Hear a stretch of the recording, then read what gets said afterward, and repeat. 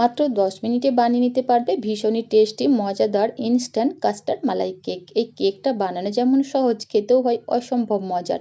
একদম সফট আর নরম তুলতুলে, মুখে দেবার সাথে সাথেই মিলিয়ে যাবে। আর এই কেকটা বানানোর জন্য কোনো রকমই ক্রিম, কনডেন্স মিল্ক কোনো কিছুরই প্রয়োজন পড়বে না। হাতের কাছে থাকা সামান্য কিছু উপকরণ দিয়ে তৈরি করে নিতে পারবে। আসসালামু আলাইকুম everyone, welcome back to my channel my কিচেনে। সকলকে স্বাগত জানাই নতুন আরও এক রেসিপি দেখার জন্য।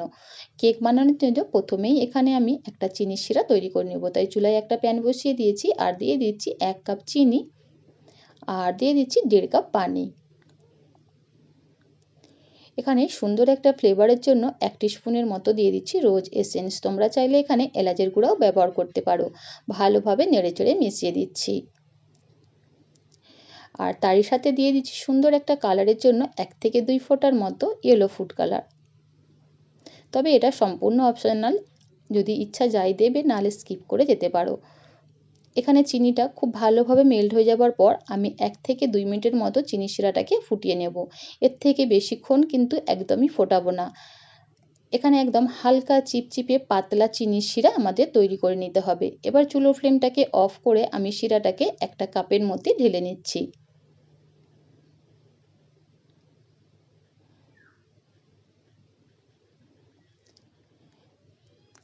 শিরাটাকে ঢাকা দিয়ে একটা সাইডে রেখে দেব। এদিকে চুলায় আবারও একটা প্যান বসিয়ে দিচ্ছি আর দিয়ে দিচ্ছি 500 ml দুধ। এখানে আমি দুধটাকে আগে থেকেই জাল করে নিয়েছিলাম। ভালোভাবে নেড়েচেড়ে দুধটা যখন হালকা গরম হয়ে যাবে, ঠিক এই পর্যায়ে আমি দিয়ে দিচ্ছি 3 চা চামচ মিল্ক পাউডার। খুব বেশি গরম দুধের মধ্যে গুঁড়ো দুধটা দিতে গেলে কিন্তু দলা পেকে যাবে, ভালোভাবে মিশতে চাইবে না। তাই যখন দুধটা হালকা থাকবে দুধটাকে ভালোভাবে মিশিয়ে দিতে হবে। খুব ভালোভাবে মিশিয়ে নেবার পর মিষ্টির জন্য এখানে আমি দিয়ে দিচ্ছি 2 চা চামচ চিনি। মিষ্টির পরিমাণটা একদমই কম করে ব্যবহার করবে, কারণ কেকটা বানানোর জন্য আমরা প্রথমেই একটা চিনির শিরা তৈরি করেছি। চিনিটা দেবার পর এখানে আমি 2 মিনিটের মতো দুধটাকে ফুটিয়ে নিয়েছি। এবার চুলোর ফ্লেমটাকে একেবারে লোয়ে রেখে এদিকে একটা মিশ্রণ তৈরি করে নেব। এদিকে একটা বাটির মধ্যে আমি হাফ বাটি দুধ নিয়েছি আর দিয়ে দিচ্ছি 2 চা চামচ ভ্যানিলা কাস্টার্ড পাউডার। আর অবশ্যই দুধটা কিন্তু এখানে স্বাভাবিক তাপমাত্রার দুধ হতে হবে। গরম দুধের মধ্যে কাস্টার্ড পাউডার একদমই মেশাতে যাবে না, তাহলে দলা পেকে যাবে। দেখতে পাচ্ছ বন্ধুরা, খুব ভালোভাবে মিশিয়ে নেবার পর আমি দুধের মধ্যে অ্যাড করে দিচ্ছি আর অনবরত নাড়তে থাকছি। আর এই সময় কিন্তু চুলোর ফ্লেমটাকে কোনোভাবেই বাড়ানো যাবে না, লো ফ্লেমে রেখে এই কাজটা করতে হবে। আর 1 টিস্পুনের মতো বাটার দিয়ে খুব ভালোভাবে নেড়েচেড়ে মিশিয়ে নিলেই আমাদের কাস্টার্ড ক্রিমটা কিন্তু একদম রেডি। এবার চুলোর ফ্লেমটাকে অফ করে নামিয়ে নিচ্ছি। আর এদিকে আমি কেক বানানোর জন্য নিয়ে নিচ্ছি টোস্ট বিস্কিট। তোমরা কিন্তু যে কোনো টোস্ট বিস্কিটই এখানে ব্যবহার করতে পারো। তারপর এরকম একটা কাঁচের বোল নিয়েছি আর এই বোলের মধ্যে আমি আজকের এই কেকটা বানাবো বা সেট করব। বোলটা খুবই ছোট ছিল, তাই দেখো এইভাবে একটু টুকরো করে টোস্ট বিস্কিটগুলো ভালোভাবে সেট করে নিয়েছি। তারপর ওপর থেকে যে চিনির শিরাটা আমি তৈরি করে রেখেছিলাম সেটা কিন্তু একদম হালকা গরম থাকতে হবে। তারপর সুন্দরভাবে চারধারে স্প্রেড করে দিচ্ছি। আর হালকা গরম চিনির শিরাটা টোস্টের মধ্যে দেওয়ার সাথে সাথেই কিন্তু টোস্ট বিস্কিটগুলো একদম নরম হয়ে যাবে আর একদম সফট হয়ে যাবে, কেকের মতো টেক্সচার হবে বা খেতে ভালো লাগবে। তারপর আমি কাস্টার্ড ক্রিমটাকে খুব ভালোভাবে চারধারে স্প্রেড করে নিয়েছি।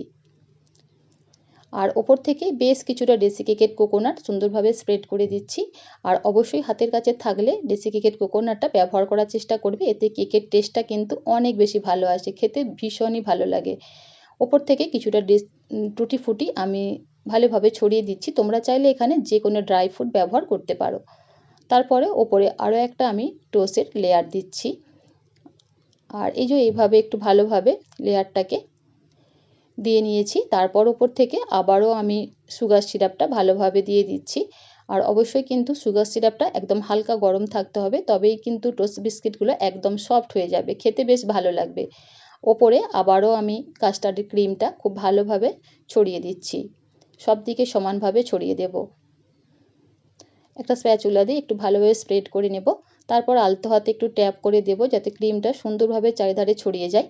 উপর থেকে আবারও বেশ কিছুটা পরিমাণ ডেসিকেটেড কোকোনাট এভাবে দিয়ে নিচ্ছি। হাতের কাছে যদি থাকে অবশ্যই কিন্তু এটা দেওয়ার চেষ্টা করবে, এতে কিন্তু এর স্বাদটা দ্বিগুণ বেড়ে যায়। আর কিছুটা টুটি ফুটি আমি এইভাবে ছড়িয়ে দিচ্ছি। এটা দেখতে যেমন সুন্দর লাগে, খেতেও বেশ ভালো লাগে।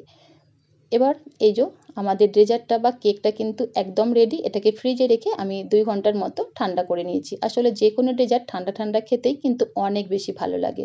তো দেখতেই পাচ্ছ বন্ধুরা, একদম সামান্য কিছু উপকরণ দিয়ে ভীষণই টেস্টি এই ডেজার্টটা বা এই কেকটা বানিয়ে নিতে পারবে। খেতে অসম্ভব মজার হয়। যারা আগে কখনো এইভাবে বানাওনি, একবার হলেও বানিয়ে দেখতে পারো। আর টোস্ট বিস্কিট আমাদের সকলের বাড়িতেই কিন্তু থাকে। তো একদম অতি সামান্য কিছু উপকরণ দিয়ে যদি এত মজার কোনো রেসিপি বানানো যায়, সেটা না বানালে কিন্তু একদমই মিস করবে। তো প্লিজ বন্ধুরা, ঝটপট এইভাবে একবার এই রেসিপিটা বানিয়ে দেখতে পারো। তারপর কমেন্ট বক্সে কমেন্ট করতে একদমই ভুলবে না তোমাদের রেসিপিটা কেমন লাগলো। তো চলো এবার আমি তোমাদের একটু কেটে দেখাই যে এটা কতটা বেশি সফট হয়েছে। একদম সফট আর নরম তুলতুল হয়। এটা মুখে দেওয়ার সাথে সাথেই মিলিয়ে যায়, এতটাই বেশি সফট হয়। তো প্লিজ বন্ধুরা, আজকের আমার এই কেকের রেসিপি তোমাদের কেমন লাগলো অবশ্যই কমেন্ট করে জানিও। রেসিপিটা যদি কোথাও এতটুকু তোমাদের ভালো লেগে থাকে, নিজের ফ্রেন্ড ফ্যামিলির সঙ্গে শেয়ার করবে, অপরকে ভিডিওটা দেখার সুযোগ করে দেবে। আর ছোট্ট একটা কমেন্ট আর লাইক করতে কিন্তু একদমই ভুলবে না। সাথে চ্যানেলটা সাবস্ক্রাইব করে পাশে থাকার অনুরোধ রইল। আল্লাহ হাফেজ।